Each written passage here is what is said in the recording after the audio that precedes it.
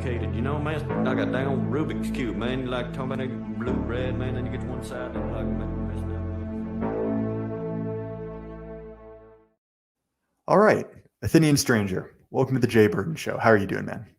Very good, very good. Thank you so much for having me. I really appreciate this. Yeah, I'm glad to have you on. You were one of a very elite set of content creators on the internet who have passed the test of I will show you to my friends and family. Right? There's a lot of guys putting out good work, but some of it's a little bit much to kind of show to the uninitiated. And the stuff you put out there is absolutely top tier. I cannot recommend it enough. Man, I really appreciate that. Thank you. So, for those who may not be familiar with who you are, could you briefly describe what you do on the internet and kind of who you are behind that? Yeah. Okay. So I like to think that I specialize in philosophy, but in particular, the great books. So the great books approach to education simply. And on Twitter, I have found a number of just really great mutual friends with a very similar interest. And together, there's about 4 or 5 of us. We just do all kinds of focused spaces, and spaces are those things on Twitter where you can just open it up and just talk with anyone who wants to join or something. And we just do uh, very focused discussions on really kind of whatever our particular interest is at the time. I did a number of discussions on the rise of biblical criticism in the West. I mean, let's see, me and the guys. I mean, we've just done on pretty much everything from Homer all the way to Heidegger, like literally Homer from Homer to Heidegger. And I have a website, athenscorner.com, where I do all of my own stuff, which is a few different series. I do an entire series on technology and nihilism. I do a series on Nietzsche's Thus Spoke Zarathustra. I have a series, my favorite one, devoted to fathers and sons. And let's see, I have one on American history, but I'm kind of backlogged, and so I haven't been able to add much to it lately. And I hope to do one very soon, starting on Plato's Laws. But that's really all it is. I also have a number of the recorded spaces that I've done on Twitter. They're on the website, and all of those are free for anyone who wants to listen. Oh, I also do have like a 20-minute uh, intro all about myself, so people who are wanting to know more about my specific education and things like that, you can check that out. It's on the homepage of the website. But that's really what it is. I am politically on the right, rather far right, and so there's not really a place for me in academia because of that. I refuse to compromise my principles or anything like that. I'm not going to just go along to get along or anything. So me and my friends, that's sort of what we do on Twitter. We share the knowledge that we've spent our lives learning with anyone who's willing to listen. And it's a really good time, and we just have a lot of fun doing it. So It's interesting you bring up the great books, right? The new left was so obsessed with this idea of canon, right? Canonicity.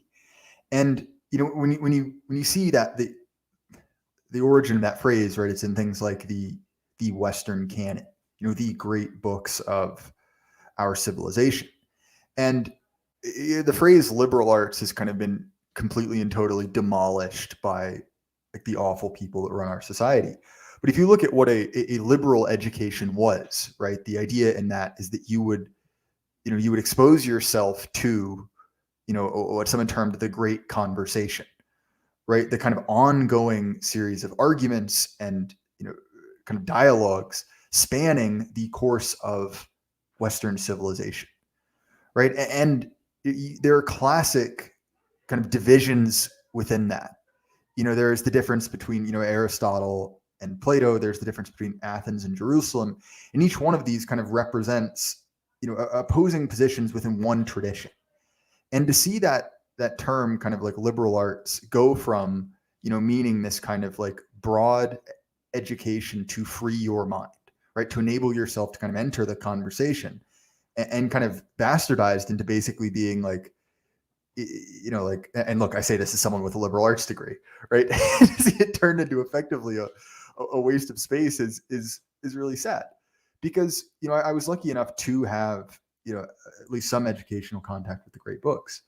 And that kind of exposure to tradition, right? That exposure to capital C culture is something that's almost completely invaluable. And it really does kind of free your mind in a way that is not in any way kind of like leftist or liberal in the pejorative sense. Yeah, the most unfortunate thing that has happened in the West is this belief that's completely unfounded of what people call progress. And that begins roughly around the early 19th century. And a lot of it is mostly due to the rise in technology's ability to make us comfortable in life, to take care of us with medicine and things like that. But we ended up equating our technology with knowledge and wisdom as such. And so one of the first things to go, of course, was the serious reading of the great books, as if they still have something to teach us. Now, for almost 200 years now, they've been looked upon as just a kind of antiquarian sort of activity, right? It's just something that one familiarizes oneself with to ornament oneself, kind of like people who have art that they don't know how to appreciate it or something like that. And then, along with this mere belief and progress, you have a bunch of different isms that start popping up in the 20th century. And they began to show themselves most forcefully in literature departments, everything from feminism to, I mean, just take your pick. Shakespeare was one of the first casualties to go. People start reading Shakespeare as if he's, I don't know. I mean, it just, there's a very, very great distortion that occurs and has occurred for generations now concerning the great books. And the reason that that is so dangerous is that when we consider ourselves to be better than our predecessors, those rare few predecessors who were so deep that they defined us as a people, then you've lost sight of whatever alternatives there might be, or whatever most thoughtful alternatives there might be to whatever our current ails are. And look, that's not to say that I want to make sure people don't think that I'm saying that, the solution to our problems is reading the great books. It's not for everyone, but for those rare people who just have a very, very ambitious bent towards them and they just like to learn, uh, studying the great books can make all the difference in the world, because it's in many ways it's like driving. This is history in general. It's like driving a car forward when all you have to look at to guide you going forward is your rear view mirror. And we're fortunate enough to have these incredibly thoughtful people who have defined us as who we are as a people. And it could very well be the case that they were more than aware of the kinds of problems that we're facing today. And in fact, they have teachings that might still help us, or at least we don't have to worry about unwittingly reinventing the wheel, you know. So that's why they're so invaluable, I think, in many ways. And that's sort of intellectual prejudice, right? People have called it either, presentism or Whig history, right? Which is the idea that, kind of progress is this kind of like force of nature, that simply by being later, something is better, is incredibly insidious for any number of reasons, right? Obviously, first, because you sort of cut yourself off from tradition, right? And tradition, matters both in the sense that, obviously it provides kind of that positioning you talked about, but also because it provides you the kind of chain of being. These are what the people before me have kind of thought was important enough to push forward into the future. And the amount of civilizational capital that we in the West built up was built up over generations and generations of people who had a connection to their past and were using that to sort of push those values forward, right? It was very much a chain. And, what you see is, right, over the 200 years that, we've sort of abandoned tradition in the capital T sense, right? We've lost that ability to basically say, like, well, why should you carry on? And you speak a lot, you've mentioned technology and nihilism and tie it to Nietzsche, which is something I want to get into. But, expressed in a much more simplistic way, we as kind of postmoderns have a very difficult time. I'm not saying we like you and me, but we as a civilization, really justifying why we exist. Why are you to keep going? Is the point of society to effectively put you into a nursing home, right? A panopticon where all of your needs are met, and therefore effectively the great question that we're supposed to be answering is done. Like, we did it. We conquered material one. And, the ability to basically justify yourself past that point is something that's been completely lost. And I think it's been lost because of that, that chain has been broken. Yeah. What strikes me while you were saying that is, one of the ways that I like to think about it is that our the way we understand our relationship to these rare few great books that have defined us, that relationship really speaks to what we understand, either implicitly or explicitly, as what we mean when we say that we're teachable, right? Are we still teachable? Because while it's true that thoughtful people, right, they have to be daring and in many ways innovative, there's also a very strong element of humility that's required, right? You have to know, I guess, to sort of to steal Socrates' famous phrase, you have to know that there are things that you don't fully know. And the problem is that with this rise of this thing we call progress, this belief that what's latest is greatest, as perfectly understandable as that is, right? Because we all have that immediate connection to the love of our own, which is to say, the love of our own right now. As strong as that is, you still have to have an awareness that there might be an awful lot more to it. There might be very much that we could still learn from our predecessors. And if you sort of have this default position that just because we have, this thing now, this very powerful thing called technology, if you have this default position that that means that you don't have anything really to learn from the past anymore, it's always going forward, then what does that say about your ability to really learn at all?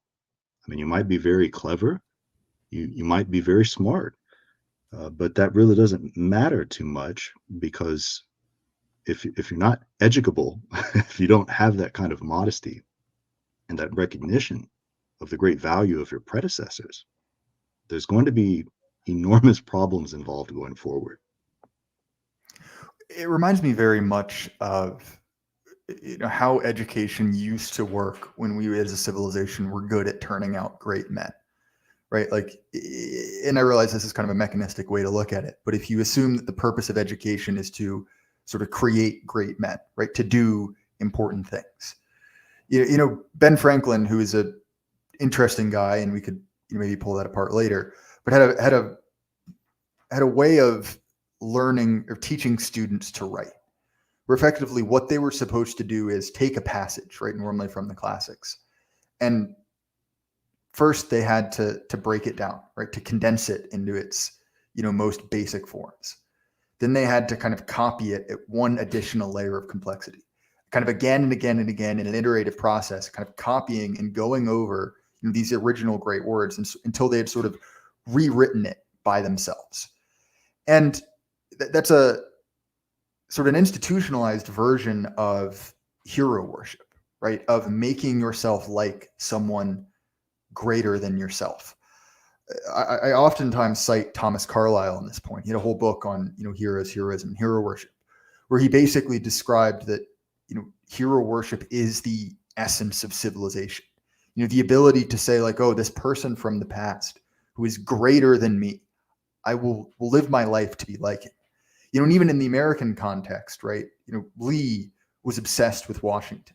Lee was obsessed with Napoleon. He wanted to be like those men, and so he became great. Napoleon in turn was obsessed with Alexander. At least according to kind of the anecdote, felt that he had never lived up to it. And so that process of looking back into the past, looking at these heroes who were, and you get into this in your work, right? Even the Greeks viewed them as sort of more than anthropoi, more than a normal mortal man, and sort of trying to embody that, trying to copy that. Well, one, that's how you have a civilization that's worth living in, right? Being teachable in that sense. But also it requires you to disbelieve in at least a certain type of progress, right? Because if progress has this sort of linear relationship, you get n units better for every year you add, right? Well, how can Alexander be better than Napoleon? Because he's much older, or how could Napoleon be better than Lee? And again, I think that it's almost so simple you can't believe we've forgotten it, but nonetheless, we have. Yeah, one of the things that's always amused me, really, when I'm not, raging against it, is I have never found anyone who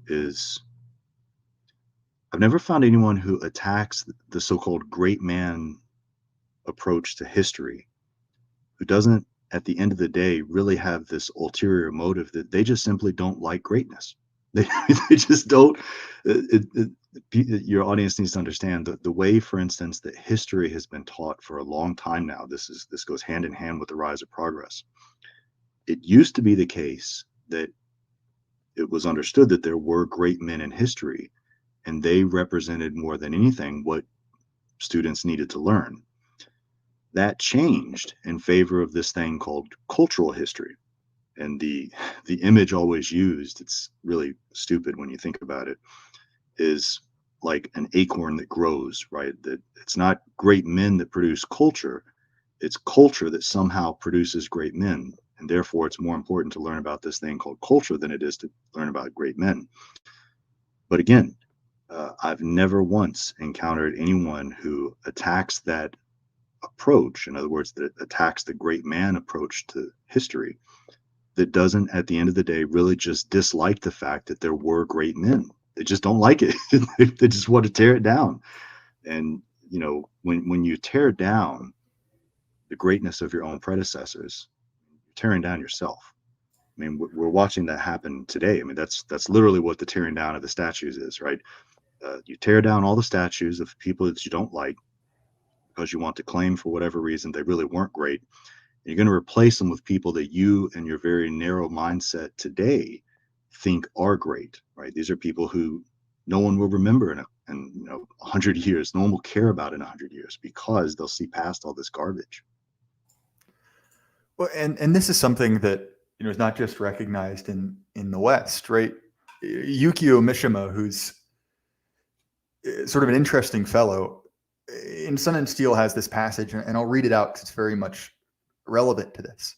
He says that the cynicism that regards all hero worship as comical is always shadowed by a sense of physical inferiority. Invariably, it is the man who believes himself physically lacking in heroic attributes who speaks mockingly of the hero. I have yet to hear hero worship mocked by a man endowed with what might be justly called heroic attributes. And you're 100% right in that. That the kind of the end goal of the left, right? And I use that term really specifically is equality, right? It is making all things the same, making all people the same. And the hero sort of flies in the face of that. The hero is more than man, more than a normal man. And again, like to go back to your commentary on Homer, right? Which is this idea that the hero is sort of in between a man and a god. He can attain a sort of limited form of godly immortality by doing great deeds and being remembered in song. And this just kind of low biting cynicism, of like, oh, well, that's not even that good. Like, oh, well, people won't remember the real you. It's just a it's a fairy tale. It's a myth in the kind of pejorative sense of that. It is born out of one, I think, ideology. And you mentioned that earlier, right? These sort of isms, these, kind of like all encompassing, mental maps to sort of fix the world, to kind of to paraphrase my friend Bagby. That's some of it, right? Some of it is that. But I think a deeper part is just Revenge of the Nerds, right? It's someone who looks at themselves and sees a lack of excellence. And what's so amazing about that is that you really also can't use that otherwise great imagery of Revenge of the Nerds, because more often than not, these people are not that smart. I mean, particularly when you're talking about academia, they've just managed, for whatever reasons, to gain some kind of a platform to spew out their nonsense. I mean, there was this moron on Twitter who went viral because he's a professor at, I think it's University of Virginia or something. People really need to, we really need to put a stop on whatever is going on at the University of Virginia until we can figure out what the hell they're doing there, because they've got all kinds of crap going on there. But this guy's a professor of history or something, and he went viral because he wrote this essay called something like "The Spartans Suck." In other words, his methodological approach, his historiography, is fundamentally rooted in human rights. That's just dumb. You don't judge the past based on whatever your virtues of today are. It's the whole point of it being the past that we can still learn from. And when you look at this guy, you just realize this is a man he's not very intelligent, and he just has an axe to grind. Right? I mean, he just wants to tear down the Spartans, because he knows that many people on the right look to the Spartans as exemplary men. He just didn't like that. He just writes this essay trashing the hell out of Sparta, saying that they really weren't all that great, blah blah blah. I mean, it just fundamentally misunderstood. I mean, look, Nietzsche wrote an entire wonderful essay about this. It's called "The Use and Disadvantage of History for Life," where he talks about, and this is what's wasted on guys like this and a lot of these so-called scientific historians, is they don't understand that a people as a people has to have a kind of horizon within which they live that makes life possible, flourishing life possible. And that horizon is constituted by what we'd otherwise think of as myth, or these heroes or things like that. Anywhere that you have men, you are always going to have that. You're always going to have them pointing and looking towards something that is great. And if you base your entire society around a bunch of people like those historians that just want to tear down all the sacred truths, you're going to have a pretty dead civilization very quickly. And then you can't thrive on things like that. And I think that, if we can describe ourselves on the right as, uniting behind one principle, it is opposition to equality or hierarchy. And, we spoke earlier about your, fathers and sons series, and the episode that I initially found that kind of pulled me in was your episode on Samson. And, I think like you had really only heard Samson in the kind of storybook version of it, right? But if you actually dig into the text, there's a lot there. Samson is sort of this tragic in the oldest sense of that word figure. And, his flaw, right? The hamartia, the sin that, brings about his downfall is a lack of respect for hierarchy, right? It's kind of twofold, right? He both, is arrogant towards, his parents. He sees himself as better. And then also he allows himself to be kind of, I guess both literally and kind of a figurative sense, like unmanned by shrewish women. And, in each of that, you see a, abandonment of, natural and correct hierarchy. And obviously in that case, leading, on an individual level to a fall. And I think that, as we see this kind of like leftward pull towards equality, it's entropy by another name. And it has, brought about that kind of like culturing, I guess, trend, to use a stupid term, right? That we've seen over that last 200 years.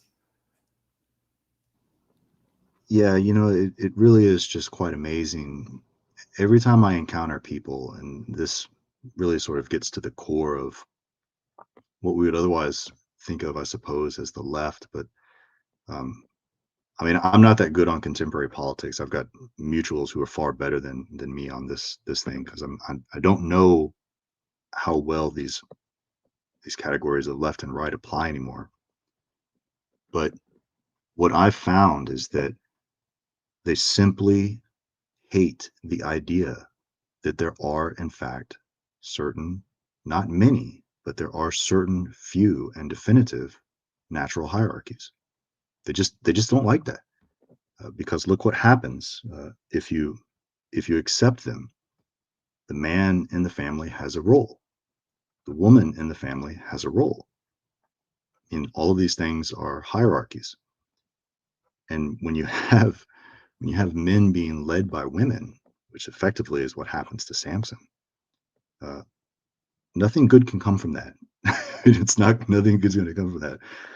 And that's one of the things that I once I really started to see that, and so many of these encounters I had with people that were just so open about their advocacy for all this garbage we see happening in the world around us. Then you start to see it in the books, the great books, and you see the great warning against it. I mean, that's exactly what's going on. I mean, Samson just doesn't want to abide any kind of hierarchy. He speaks even to God as if he's on an equal footing, at least with God.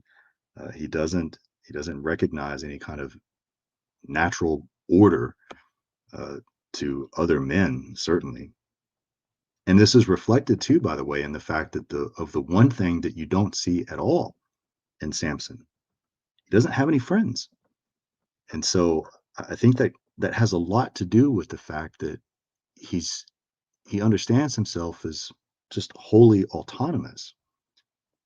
But in doing so, right, that leaves him, for whatever reason, he falls victim or prey, to these nagging women. He seems to have this weakness for them.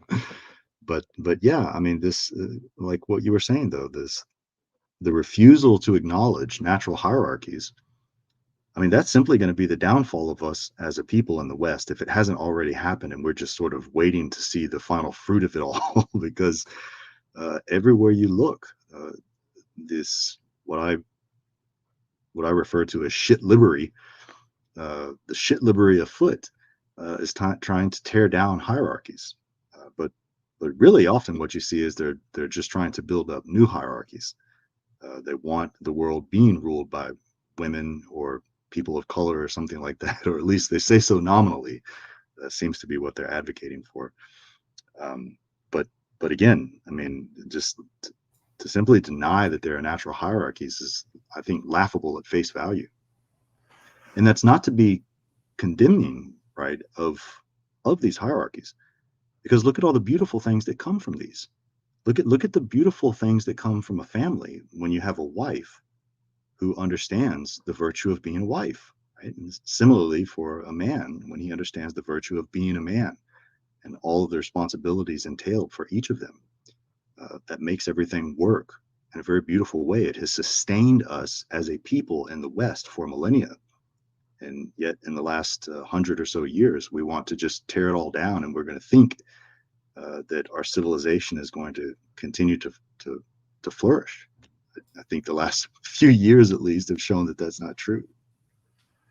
Well, and this is why I kind of harp on, engaging with the physical world so much, whether it be kind of like sport or weight training or, anything difficult. Because, having this sort of kind of objective outside force that informs you of your place in the hierarchy, sort of, brutally and uncaringly, is really good for you, especially as a young man. And especially if you're kind of like as I was, a more bookish young man who didn't get out much. And then to see like, oh, wait, like, no, you do not measure up. You need to fix yourself, and that can be harsh. That could be unpleasant, right? Learning that you are not where you would fancy yourself on the hierarchy. But it's also essential, right? Just lying to yourself or saying like, oh, like, you know, this kind of like physical world is merely a distraction from my great mind, right? Again, it's a lie. And you're probably one, in my case, not nearly as smart as you thought you were at, 17 or 18. But also the kind of like the real physical world of kind of like matter, right? To put it that way, like it's important, to test yourself against something is very important for a man. And again, when we could look at that kind of crisis of meaning, to take a term from the more like IDW circles, or, the death of God or nihilism, whatever you want to call it, that answer of like, well, why do you exist, is something that you see particularly affecting people who are kind of completely and totally, one, absent from hierarchy, but absent from any sort of drive in their life, positive or negative. It's just simply this kind of like, and I go back to what I said earlier about this kind of like Benthamite, nursing home, where you're just kind of stuck in the pod, having all your immediate needs met with nothing really to strive for. And you mentioned this, and and I can't cite the exact episode, but in one of your episodes on Thus Spoke Zarathustra, right? This idea that once God is dead, there's sort of two reactions to that, two paths forward. That of, kind of like the underman who just lets it degrade him even more, and then a possibility to sort of transcend that, which I think is an interesting way to look at it. Yeah, I'd have to go back and it sounds like something I would say. I'd have to go back and Yeah, really sorry. I write it. realized that having Yeah, someone non-specifically cite something you said in dozens of hours of audio isn't super yeah, helpful. So my bad. you're good, you're good. Um, with regard to the nihilism thing, I like to think of it in terms, at least more broadly, of Nietzsche versus Dostoevsky, because what the death of God means for Nietzsche is that the truths of modern science show us, this is Nietzsche's premise, this is not me speaking, but he's saying that the truths of modern science show us that there are no fundamental distinctions between what we would otherwise think of as species. There's no difference at the end of the day between inorganic and organic material. And for Nietzsche, he sees that as a great boon, because what that means is that man is now completely free. Right? Man can make of himself whatever he wants to going forward. So that's a great thing. For Dostoevsky, he recognizes every bit as much involved in the nihilism as Nietzsche does, but he sees it as a great tragedy because the image that he uses in Notes from the Underground is how Cleopatra used to have these golden pins. She used to poke her slave girls with them. And he says after a while, the slave girls began to relish in the pain. And effectively, he says that's the problem with man, is that his nature will adjust, so much so that what is otherwise a horrible suffering ends up, at least under man's kind of misguided education, becomes something of pleasure. And I think that juxtaposition is really helpful, because for us today, I mean, we simply live in a world of nihilism. That's where everyone begins by default. And that's simply our historical situation. Now, whether or not nihilism is true is irrelevant. What is the case is that people begin from that position. And so, going back to what you had mentioned earlier, the way that this shows itself usually is that there is a distrust of reason itself. Because if the fundamental question for philosophy, for instance, is what is the good life and how do I live it, then the problem that nihilism poses for that is that reason itself isn't going to be able to gain us access into answering that question. And so that's where most young people are today.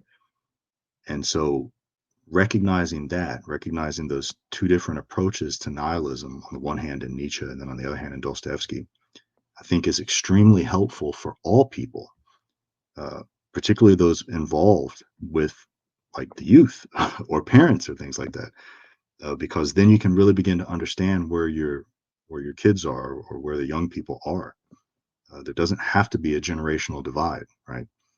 And I think that that's extremely important. If I mean, if people are still interested in solving this enormous crisis that we live in, then that's where you're gonna have to begin there at some point.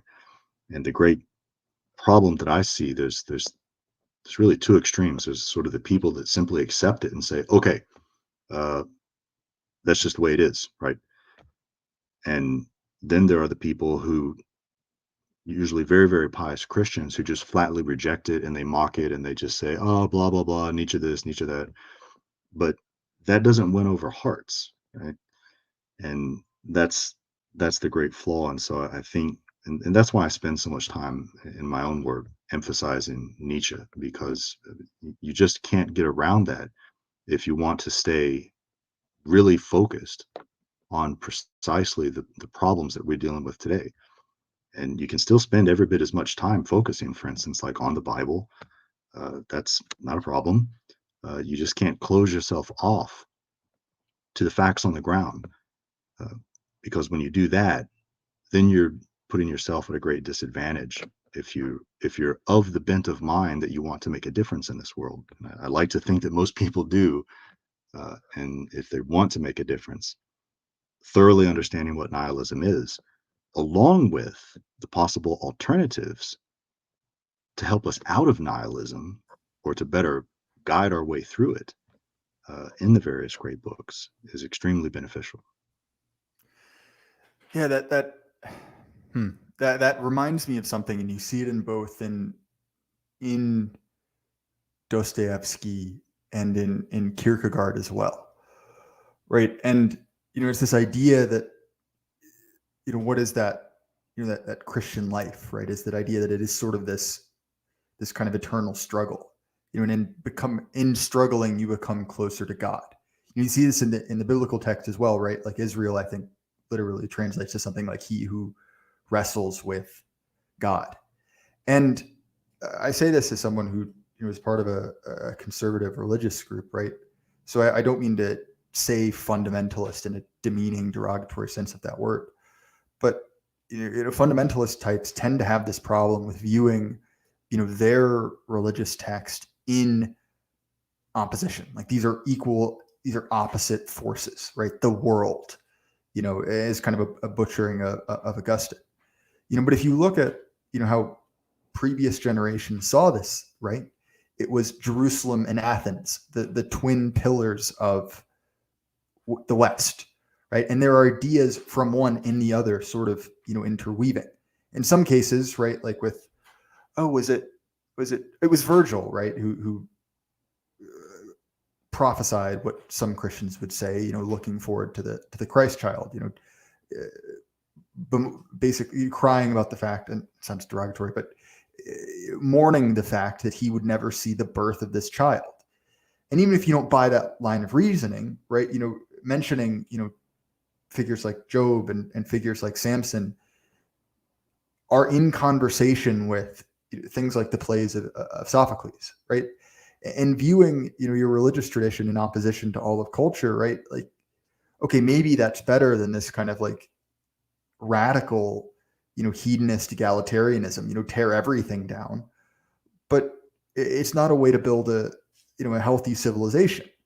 And I think that, again, your point about, like making a difference, is sort of presenting yourself in relation to that great conversation, right? The kind of canon moving forward, I guess. Yeah, I guess the way that I would think of it is this, because I'm the first one to acknowledge that, uh, I'm a nerd. Okay, I'm a nerd. I just happen to be a nerd that loves fitness and lifting weights and everything like that. Um, but I'm the first one to acknowledge that this activity of the reading and the thinking about the deep questions and things like that, is not for everyone. Most people just simply want to know, what can I do?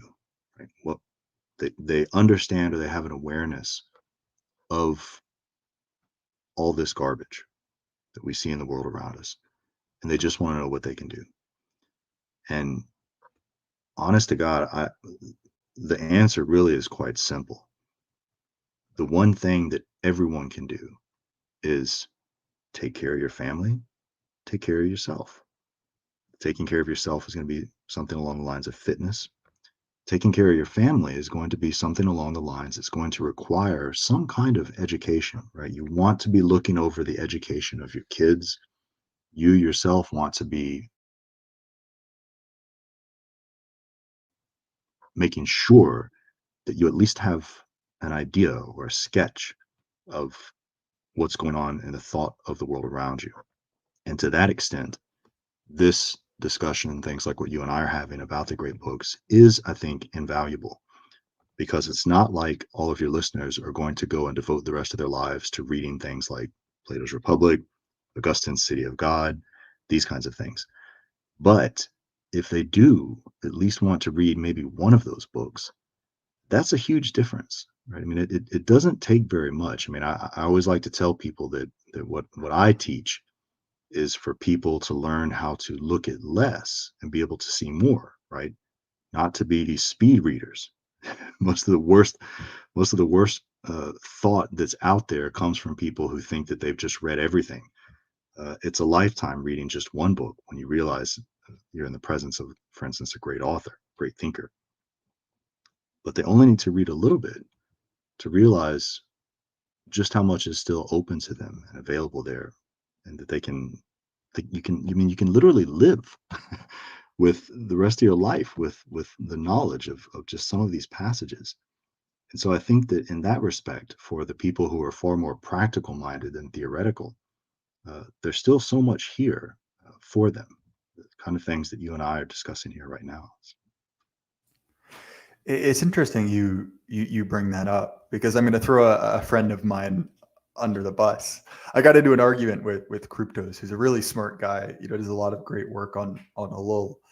And he was just kind of playfully joking with me, because I said that there's a book that I read every year. I read All the King's Men every year. And okay, fair enough, it's not one of the great books, but nonetheless, it's one there's a lot to pull from. And again, I think that I think that he is incorrect. I think that he's probably smarter than I am, but nonetheless, right? I think that sort of liturgical process, right, of going back over something with a lot of depth to it, is something that's really, really vital, because you're 100% right. Like, you do not Well, only well hang, miss. hang on. What's the part that you think is incorrect?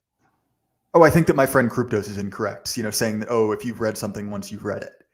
I didn't. Oh, yeah, I didn't realize you said that. Yeah, that's. Yeah, sorry. But I'm kind of halfway joking, throwing him under the bus for saying that. yeah, no, no, Because no. we've Look, gotten into an argument about it. yeah, no, Kryptos is a great guy. Don't get me wrong at all. But Yeah, if 100%. that This was is me if that making was the fun of him. claim, if that was the claim that once you read a book, there's no sense in going back over it, that's not a good principle. Because I what I like to tell people is this: there's no such thing as reading. There's only rereading. Hmm. Because I don't, for instance, I don't waste my time with, you know, there's all the difference in the world between great books and good books. A good book is something that you can read rather quickly, and you're like, oh, okay, yeah, I get it, I get it. Um, there's not enough time in my life to waste too much of it reading things like that. So I focus primarily on the great books. And when you're focused on the great books, you realize just how much you still have to learn. Very often it goes all the way down to knowing that you need to know the original language, whether it's German or Greek or what have you. And so it's always rereading. And what I was telling someone the other day is that every single time I go back and I reread Nietzsche, I always learn something new. And what you find is that, and I've helped people, for instance, with their admission essays into PhD programs, and I always try to get them to find a way to say this. You discover that as you reread a book, if it's a great book, you yourself become deeper in the process. I mean, it's just always going to happen. I mean, that's why they're great. Is they're in many ways they're infinite in depth. And our approach to rereading them is just really learning more about ourselves and what we didn't know previously. Well, and that's why, going back to that concept of, the liberal arts, right, is that the classic way that was taught is in the trivium, right? You go from, grammar, logic to rhetoric, and the idea is that grammar, kind of the lowest level, is that pure kind of memorization, right? Getting it in your brain. At the point of, logic, right? You're going through the kind of like basic syllogisms of it, and then once you get to the rhetorical stage, you can actually kind of pull the ideas out and play with them, right? And it's because you have put in that work at the lower levels, right? Not lower, but more kind of basic levels of going through the process and sort of doing the legwork, right? And you see this again in how, students used to be taught, where there was, an immense amount of memorization, right? You were expected to, like by memory kind of passages from, the epics, right? I mean, even people who I don't particularly like, but were kind of educated in this way, like Boris Alexander Johnson, right? Who can do this, and it's a neat party trick from a certain perspective. He doesn't seem to have really ingested the kind of meaning behind it. But even in a relatively recent age, this is something that the kind of like the upper classes were steeped in. And obviously some of that was, as you've said, right, like learning it in the original language, but also just going over something, enough times to the point where it's not just, you're reading it, you're actually delivering it, I think is something as well. Yeah. God, I mean, there's so much to say about this.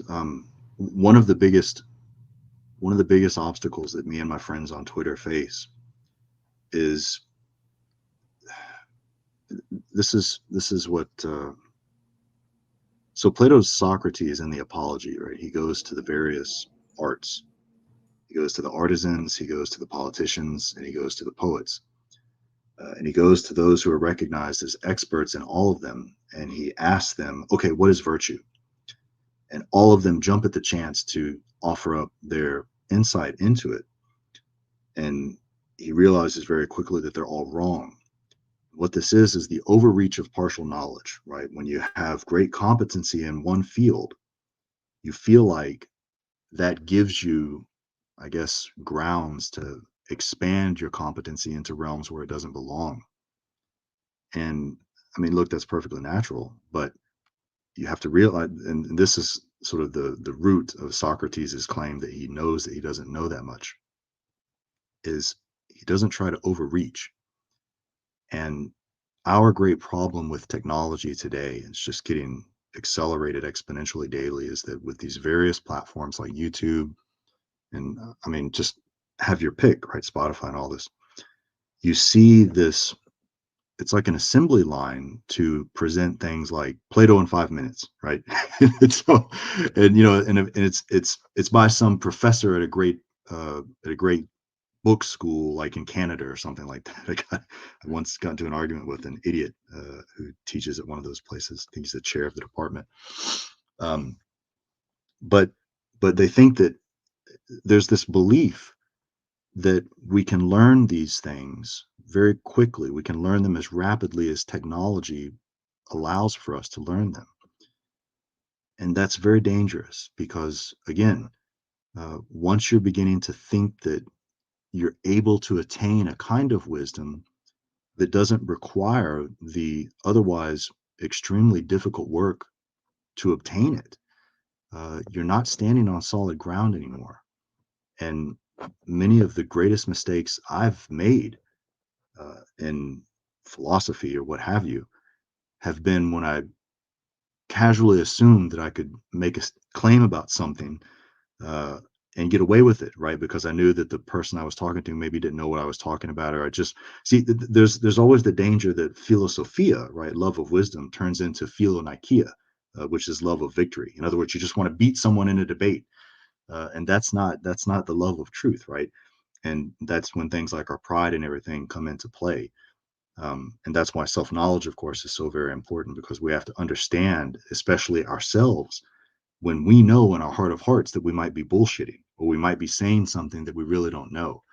And the way that shows up, for instance, with me and my friends on Twitter, is that we'll have people come into the spaces and they'll just immediately want to start arguing with us and say something like, "Oh, come on, man! It's everyone knows Plato's Republic is about it's the tripartition of the soul, written across political community, and Plato was a communist, blah blah blah." And it's just like that's not it, man. But they're so convinced they're right, because they've read some kind of textbook version of history, right? Or I'm sorry, textbook version of the history of philosophy.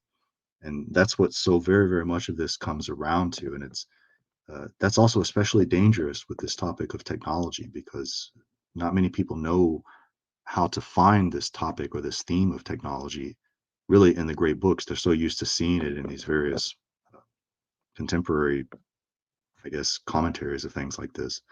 And because there's a natural, I guess, product of wonder when we encounter science and technology and things like that, we just jump into it, right? And next thing you know, you're spouting off all these various theories of technology, right? Things like the Duhem thesis, just all this kind of stuff, right? The correspondence theory of truth, all this kind of stuff. And it's like, well, wait a minute. Is that really what the great thinkers have thought? Or is that just some canned textbook summary of what the great books thought, right? And if that's what if they're wrong in their summaries and we're wrong in believing that they're right, what does that say about the future? Right?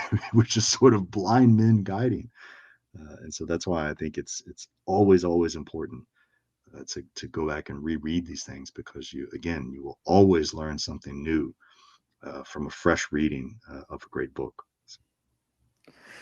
I worked in a antique store in high school, and of course, obviously, a ton of books come into places like that. And what was the most interesting to see, at least as it relates to this conversation, is the volumes and volumes of Reader's Digest, right? Which is exactly that, right? It's kind of a condensed version of a book, so you can read it quickly and seem to be the kind of person who reads books to all of your friends, right? So that's something that's been going on for a while, and it reminds me of what you said earlier, right? The idea that art is something you have to be the kind of person who has art in their home, or a book is something you read in order to either win a debate or to be the type of person who has read important things.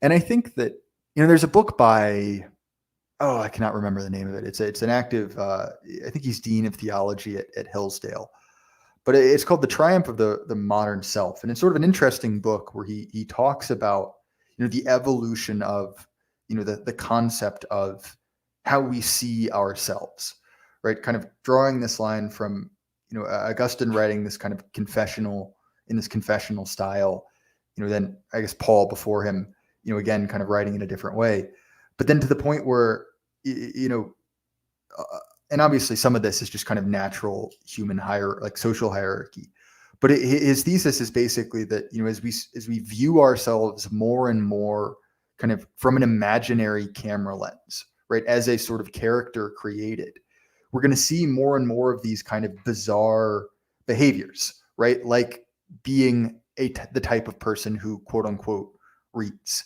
being the type of person who does this, again kind of playing to an imaginary audience, playing to a fourth wall, so to speak. I as I had mentioned to you, I spent most of the day today working on the next installment on my reading of the Odyssey for the Fathers and Sons series. And one of the things that happens at the very beginning of the text is that Athena is disguised as someone else. She goes down and she talks to Telemachus, Odysseus' son, and his house is in shambles.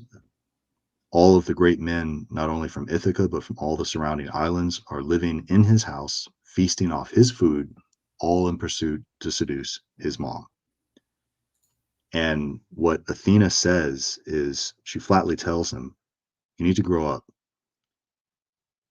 And what Telemachus does is he not only accepts the criticism, but keep in mind she's disguised as a man, right?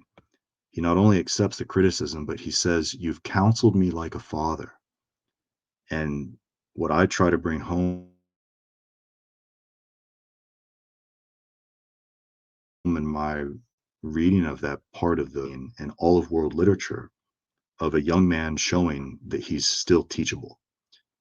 Because most of the time, what happens is very otherwise talented people, particularly young people, for all the great possibility that they have, they just can't take criticism. And you see that in all the world, in the world around us. I mean, if we're honest with ourselves and we look in the mirror, we see it in ourselves. We don't like when someone points out that we're wrong about something. That's just the natural love of one's own, right? It's the love of our own opinion, thought of ourself, right? But there are some truths uh, that are true despite being very painful. And the characteristic of someone who's teachable, and this is timeless, doesn't matter if you're young or you're old. The characteristic of someone who's teachable is to own up to that and say, you know, there's a lot to that, uh, and not let it be a seed of resentment, right? Nietzsche says this himself. He says, people who are, I'm trying to remember the exact German word he uses, but effectively what Nietzsche says is people who are prone to overreact or to become emotional, right? Whether it's outbursts of anger or whatnot. He says they make for bad students of philosophy because you have to realize that you're going to be wrong more often than you're going to be right, and especially if you're swimming in the waters of the elite. When you're dealing with people who have spent their life studying something, and they I hate even mentioning credentialism at this point because PhDs are almost useless at this point in the humanities. But when someone has gone through at least that much, uh, it's very possible they might have something to teach you. And so, before you react or want to immediately dismiss them or simply ad hominem them, right, attack them, the hallmark of teachability is to recognize that, first of all, is what they're saying true, right?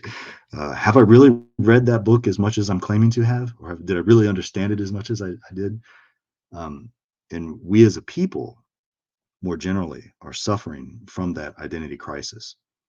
We don't want to admit that this is just insanity that we're watching in the world around us. I mean, there was this video that went absolutely viral today of these, I think it's Mardi Gras or something. There's a bunch of these young white girls just dancing, just so aggressively sexual. And what I had mentioned to some of my friends is I was looking through all the quote tweets and all the comments, and a lot of people are defending it. And I think the reason they're defending it is because most people realize that in their own household, they've been guilty of that, right? They realize they've listened to this garbage blabber speak rap music that's itself sexually aggressive, and they had no problems with their kids listening to it. So they'll do anything in the world to exculpate it or make it seem like it's not as bad as it is because they know they're guilty of it, right?